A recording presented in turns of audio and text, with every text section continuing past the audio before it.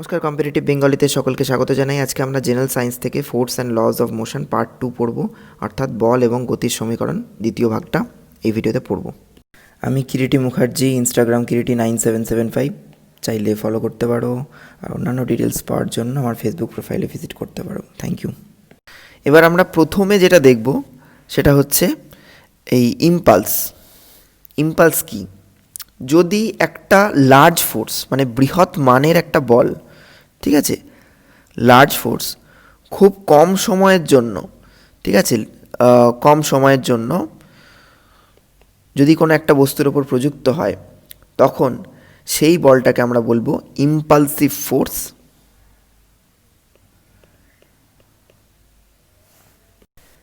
এবং সেই বলটা, যদি সেই বলটা হয় এফ আর টাইমটা হয় টি, তো এই বল এবং সময়ের গুণফলকে বলবো ইম্পালস। ঠিক আছে, তো এখানে ইম্পালস আর ইম্পালসিভ ফোর্সটা আমরা একটু বুঝে নিলাম। অ্যাকচুয়ালি ইম্পালস ইকুয়ালস টু হচ্ছে চেঞ্জ ইন মোমেন্টাম, অর্থাৎ রৈখিক ভরবেগের যে পরিবর্তন, সেটাই হচ্ছে ইম্পালস। এটা একটা ভেক্টর কোয়ান্টিটি, ভেক্টর রাশি, এবং এর এসআই ইউনিট হচ্ছে নিউটন সেকেন্ড। এবার ইম্পালসের কিছু প্র্যাকটিক্যাল উদাহরণকে আমরা দেখে নেব। আমরা দেখতে পাই এই যে রেলগাড়ির সামনে, রেলের যে ইঞ্জিন তার সামনে, বগির সামনে এই ধরনের বাফার লাগানো থাকে। এই বাফারের কাজ হচ্ছে যাতে আঘাত, কোনো রকমভাবে যদি আঘাত আসে সামনে থেকে, তখন এই টাইম অফ ইম্প্যাক্টটাকে বাড়িয়ে দেওয়া, কারণ এটা তখন পেছনের দিকে ঢুকে যায়। ঠিক আছে, এটা পেছনের দিকে ঢুকে যায় হাইড্রোলিকের মতো। তো কি হয় যে অ্যাকশানটার জন্য ফোর্সটা অ্যাপ্লাই হওয়ার যে টাইম পিরিয়ড সেটাকে বাড়িয়ে দেয়।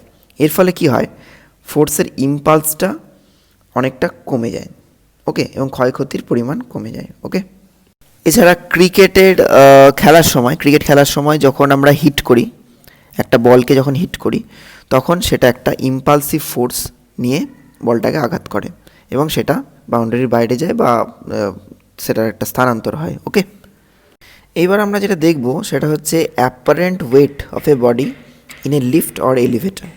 ঠিক আছে, আমরা বিভিন্ন মাল্টিপ্লেক্স বা বিভিন্ন জায়গায়, শপিং মলে আমরা দেখতে পাই লিফট লাগানো আছে। তো সেই লিফটের মধ্যে বস্তু বা ব্যক্তির আপাত ওজনের কী ধরনের পরিবর্তন হয় সেটাই আমরা এখানে দেখব। লিফটের মধ্যে একজন মানুষ রয়েছেন, তো ওনার যে ভর সেটা আমরা ধরে নিয়েছি এম। তাহলে ওনার ওজন কত আছে, নিচের দিকে কাজ করছে যেটা এমজি, এটা এই দিকে কাজ করছে। এর পরিবর্তে লিফট একটা রিয়াকশান বল দিচ্ছে, যেটাকে আমরা আর বলে বলছি। সেটা কত হবে, এখন যদি স্থির থাকে আর ইজ ইকুয়ালস টু 0। ঠিক আছে, যখন লিফটটা স্থির তখন আর সমান সমান 0, যেটা লিফটটা ওই মানুষটার উপর প্রয়োগ করছে। কিন্তু লিফটটা যখন ওপরের নিচে মুভমেন্ট হবে, তখন কিন্তু এই আরের একটা ভ্যালু থাকবে এবং সেই ভ্যালুটাই মানুষের যে আপাত ওজন হ্রাস বা বৃদ্ধিকে কিন্তু প্রভাবিত করবে, ওকে। এইবার ফার্স্ট কেসটা আমরা ধরি লিফটটা ওপরের দিকে উঠছে। ঠিক আছে, লিফটটা ওপরের দিকে উঠছে এ ত্বরণ নিয়ে। তাহলে বস্তুটার আপাত ওজন যদি এফ হয়, সেটা কি হবে, ওপরের দিকে উঠলে আপাত ওজন বেড়ে যায়। আমরা জানি যে আমাদেরকে একটু বেশি ওয়েটই মনে হয়। কেন? বস্তুটির ওজন এমজি নিচের দিকে কাজ করে এবং বস্তুটি এ ত্বরণ নিয়ে উপরের দিকে ওঠার ফলে তার উপর আরেকটা রিয়াকশান এই লিফটটা প্রদান করে, সেটা হচ্ছে এম এ। অর্থাৎ বস্তুটির আপাত ওজন তখন গিয়ে দাঁড়ায় এমজি প্লাস এম এ। ঠিক আছে, তো এই অবস্থায় আমরা দেখতে পাচ্ছি বস্তুটির আপাত ওজন বৃদ্ধি পাবে, অর্থাৎ এই লিফটে থাকা মানুষটা নিজেকে ভারী বলে মনে করবে। এইবার যখন লিফটটা নিচের দিকে নামবে, তখন তার আপাত ওজন এম ইকুয়ালস টু হবে M A minus M G. তো এই অবস্থায় আপাত ওজন কিন্তু হ্রাসপ্রাপ্ত হবে এবং যখন সে নিচে নামবে তখন তাকে একটু আপাতভাবে হালকা বলে মনে হবে। এখন যদি এই তারটা, মানে এখানে যেটা ধরে, যেটা যদি ছিঁড়ে যায় হঠাৎ করে, তখন যেটা দাঁড়াবে এ আর জি ইকুয়ালস হয়ে যাবে, কারণ তখন সেটা অভিকর্ষের ক্রিয়া নিচের দিকে পড়তে থাকবে, তখন কিন্তু এফ ইকুয়ালস টু 0 হবে। অর্থাৎ কি না, যে মানুষটা আছে সে কিন্তু ওয়েটলেস অনুভব করবে। ওকে, এইবার আমরা দেখব ফ্রিকশন বা ঘর্ষণ বল। তো এখানে তোমরা দেখো একটা সারফেস আছে, এই সারফেসের উপর একটা বডি এই বস্তুটাকে এই দিক বরাবর টানা হচ্ছে। তো এর একটা গতি এই দিক বরাবর কার্যশীল হবে, এই গতির বিরুদ্ধে এই সারফেসটা মানে যেটার উপর দিয়ে টানা হচ্ছে সেটা একটা বাধা সৃষ্টি করবে। ঠিক আছে, এটাই হলো ফ্রিকশন। এবং এই ফ্রিকশনটা তখনই কাজ করবে যখন এই দুটো সারফেস, এই বস্তুটার লাল রঙের বস্তুটা এবং এই সাদা টেবিল, সাপোজ এটা একটা টেবিল, তো সেই টেবিলের যে তল দুটো সেটা একে অপরের সাথে স্পর্শ করে থাকবে, তখনই কিন্তু এই ফ্রিকশনটা কার্যশীল হবে। এটা সারফেস অফ কন্ট্রাক্টের সাথে, যেটা কন্ট্যাক্ট সারফেস থাকবে তার সাথে এটা কিন্তু প্যারালালি পিছনে মানে ফোর্সের উল্টো দিকে প্রযুক্ত হবে। এই ফোর্সটা যদি এফ হয় তখন এটা আর একটা এদিকে প্রযুক্ত হবে। ওকে, এবার আমরা দেখব স্ট্যাটিক ফ্রিকশন। যখন সারফেস দুটো একে অপরের সাথে সংস্পর্শে থাকবে কিন্তু তাদের মধ্যে কোনো আপাত গতি কার্যশীল হবে না, অর্থাৎ আমরা একটু আগে যে জিনিসটা দেখছিলাম, একটা সারফেসের উপর দিয়ে আর একটা সারফেসকে টানা হচ্ছিল, তো তার পরিবর্তে ঘর্ষণটা সৃষ্টি হচ্ছিল। যদি একটা সারফেসকে আরেকটা সারফেসের সাথে সংস্পর্শে রাখা হয় কিন্তু তখনও পর্যন্ত বল প্রযুক্ত না হয়, অর্থাৎ টানা না হয়, তখন যে ফ্রিকশনটা কাজ করবে সেটাকে আমরা বলবো স্ট্যাটিক ফ্রিকশন। এটা হচ্ছে একটা সেলফ অ্যাডজাস্টিং ফোর্স, যেটা আস্তে আস্তে বাড়বে যখনই ওই তলটার উপর বলটা প্রযুক্ত হবে। ছবিতে দেখো যে এই এফটা তখন কার্যশীল যখন আমরা এটাকে এইদিকে টানছি, তখনই এই আরটা তৈরি হচ্ছে। কিন্তু যখন আমরা টানছি না, অর্থাৎ এই এফ ইকুয়ালস টু 0, তখন তো এটা এটার সাপেক্ষে দাঁড়িয়ে আছে। তো সেই তখন যে বলটা একে অপরকার তলে প্রযুক্ত হয় সেটাকে আমরা বলবো স্ট্যাটিক ফ্রিকশন। স্ট্যাটিক ফ্রিকশনের গাণিতিক রাশিমালা কি হবে? F S equal to mu s S into R. ঠিক আছে, এটা মনে রাখবে, যেখানে মিউ এস হচ্ছে coefficient of static friction, R হচ্ছে নর্মাল রিয়াকশন। ওকে, এবার আমরা দেখে নেব লিমিটিং ফ্রিকশন। এটা একটা খুব গুরুত্বপূর্ণ কনসেপ্ট।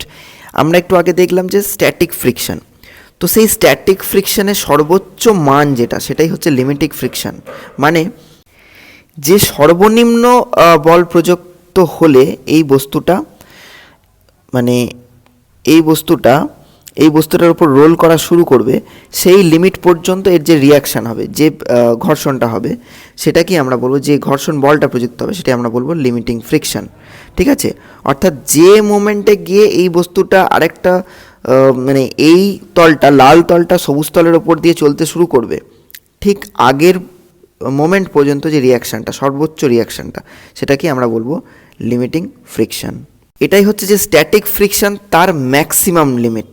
ঠিক আছে, এটা একটু মনে রাখবে, স্ট্যাটিক ফ্রিকশনের ম্যাক্সিমাম লিমিট। দেখে নেব কাইনেটিক ফ্রিকশন। যখন এই তলটা এই তলের উপর চলতে শুরু করবে, অর্থাৎ এই লাল তলটা সবুজ তলের উপর চলতে শুরু করবে, তখন যে ফ্রিকশনটা কার্যশীল হবে সেটাকে আমরা বলবো কাইনেটিক ফ্রিকশন। এবার আমরা দেখে নেব ফ্রিকশন বা ঘর্ষণ বল কি সত্যি নেসেসারি একটা জিনিস, যেটা না থাকলে হয় না। অ্যাকচুয়ালি ফ্রিকশন তো আমরা দেখলাম যে গতির অভিমুখের বিরুদ্ধে বাধা সৃষ্টি করে, তাহলে এই ফ্রিকশনটা কী ধরনের কাজে লাগে আমাদের, সেটা আমরা একটু দেখব। ফ্রিকশন কি সত্যি ইম্পর্ট্যান্ট নাকি ওয়েস্টেজ? অ্যাকচুয়ালি ঘর্ষণ বলের অনুপস্থিতিতে আমরা সাধারণ মানুষ হাঁটতেও পারতাম না। ঠিক আছে, তো আমাদের যে মুভমেন্ট কিন্তু পসিবল ছিল না। তোমরা দেখবে কেন এই ব্যাপারটা বলছি, যখন কোনো খুব প্লেন সারফেসের উপর দিয়ে যখন আমরা হাঁটার চেষ্টা করি তখন আমাদের পা পিছলে যায়। তো প্লেন সারফেসটাকে, যেটা আমরা প্লেন সারফেস দেখছি, সেটাতে তাও একটা মিনিমাম ফ্রিকশন কাজ করছে, কিন্তু টোটাল ফ্রিকশন যদি 0 হয়ে যেত তাহলে কি আমরা কখনো হাঁটতে পারতাম না, আমরা সামনের দিকে এগোতেই পারতাম না। সেকেন্ড কি আছে, দুটো বস্তু কখনো একে অপরের সাথে স্টিক করতো না যদি না ফ্রিকশন থাকতো, অর্থাৎ একটা বস্তুর সাথে আরেকটা বস্তুকে লাগিয়ে রাখা বা ইত্যাদি এই ব্যাপারটা ঘটতোই না যদি না ফ্রিকশনের উপস্থিতি থাকতো। আর 3 যেটা খুব গুরুত্বপূর্ণ সেটা হচ্ছে যে আমরা যে ব্রেক ব্যবহার করি গাড়িতে, বাইকে, সাইকেলে, সেই ব্রেকটা কাজ করতো না।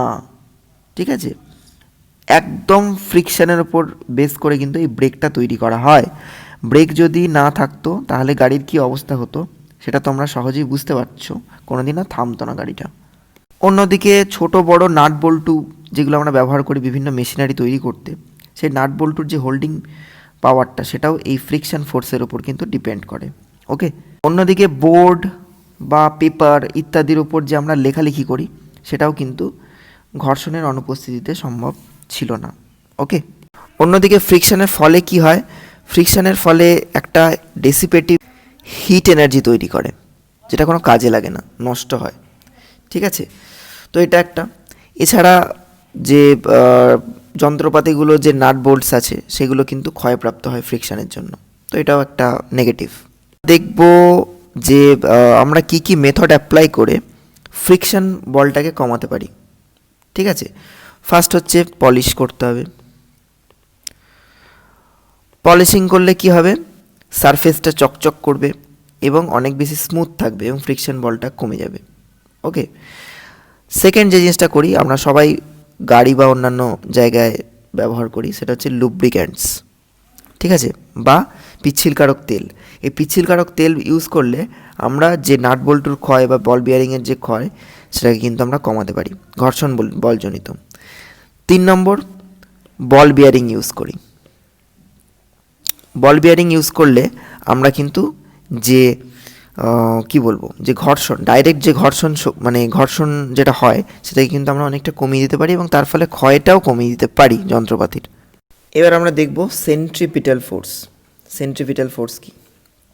অ্যাকচুয়ালি সেন্ট্রিপিটাল ফোর্স হচ্ছে যখন কোনো একটা বস্তু এরকম সার্কুলার পথে পরিভ্রমণ করে, এই যে বস্তুটা সার্কুলার পথে পরিভ্রমণ করে তখন বস্তুটার কেন্দ্রের দিকে মানে এই দিকে টুয়ার্ডস দিস একটি বল কাজ করে, এটাকে আমরা বলি সেন্ট্রিপিটাল ফোর্স। ওকে, এটাকে আমরা সেন্ট্রিপিটাল ফোর্স বলি। এই centripetal force equals to mass into centripetal acceleration. এটা যদি আমরা এফ ধরি, F equals to M V square by R অথবা এম আর ওমেগা স্কোয়ার, যেখানে ওমেগা হচ্ছে কৌণিক বেগ, ভি হচ্ছে রৈখিক বেগ, এম হচ্ছে বস্তুর ভর এবং আর হচ্ছে ব্যাসার্ধ। অর্থাৎ এটা যদি সেন্টার হয়, সেন্টার থেকে এর যে মানে ডিস্টেন্স সেটা হচ্ছে আর। ওকে, এই বলটার বাংলা হচ্ছে অভিকেন্দ্র বল, কেন্দ্রাভিমুখী বল। ওকে, এবার আমরা দেখব সেন্ট্রিফিউগাল ফোর্স। সেন্ট্রিফিউগাল ফোর্স কি? যখন এরকম একটা সার্কুলেটরি পাথে যখন কোনো একটা বস্তু এরকম করে ঘোরে, বস্তুটা সবসময় টেন্ডেন্সি থাকে রৈখিক গতির অভিমুখ বরাবর এইভাবে ছিটকে বেরিয়ে যাওয়া। অর্থাৎ এই সার্কুলার পথ যেটা বা গোলাকৃতি পথ বা বৃত্তাকার পথ, এই বৃত্তাকার পথের যে কোনো একটা স্পর্শক বরাবর ছিটকে যাওয়ার একটা প্রবণতা থাকে। এই বলটাকে সেন্ট্রিপিটাল ফোর্স বা কেন্দ্রাভিমুখী বলের একটা রিয়াকশান ফোর্স হিসেবে ধরা হয় এবং এটাকে অলিক বলও বলা হয়। এই সেন্ট্রিফিউগাল ফোর্সের আমাদের কিছু বাস্তব এক্সপিরিয়েন্স আছে। আমরা যারা বাসে যাতায়াত করেছি বা কোনো গাড়িতে যাতায়াত করেছি, যখন এটা একটা শার্প টার্ন নেয়, এরকম একটা শার্প ধরো এরকম একটা খুব গোলাকার টার্ন আছে, সেই জায়গায় যখন টার্ন নেয় তখন আমরা বাইরের দিকে ঝুঁকে যাই। ঠিক আছে, তো এটা হচ্ছে একটা সেন্ট্রিফিউগাল ফোর্সের ফল। ওকে, এবং এই কারণেই রাস্তার যে আউটার এজগুলো থাকে, বাইরের দিকের যে এজগুলো থাকে, সেগুলোকে একটু ইনার এজের থেকে একটু উঁচু রাখা হয় যাতে করে কোনো দুর্ঘটনা না ঘটে। ঠিক আছে, এটা মনে রাখবে। একটা খুব ইম্পর্ট্যান্ট এক্সাম্পল হচ্ছে ক্রিম সেপারেটর। দুধ থেকে যেটা করা হয়, ক্রিম সেপারেটরের সাহায্যে দুধ থেকে ক্রিমকে কিন্তু পৃথক করা হয়। একটা গুরুত্বপূর্ণ এক্সাম্পল হচ্ছে ওয়াশিং মেশিন ড্রায়ার।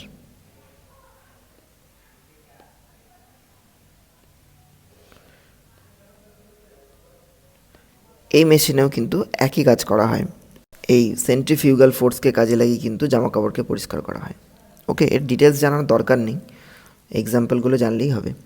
ওকে, বল এবং আমাদের গতির সূত্র সংক্রান্ত টোটাল চ্যাপ্টারটা আমরা দুটো ভিডিও শেষ করলাম। এই ভিডিওটা ছিল ওই চ্যাপ্টারের শেষ ভিডিও।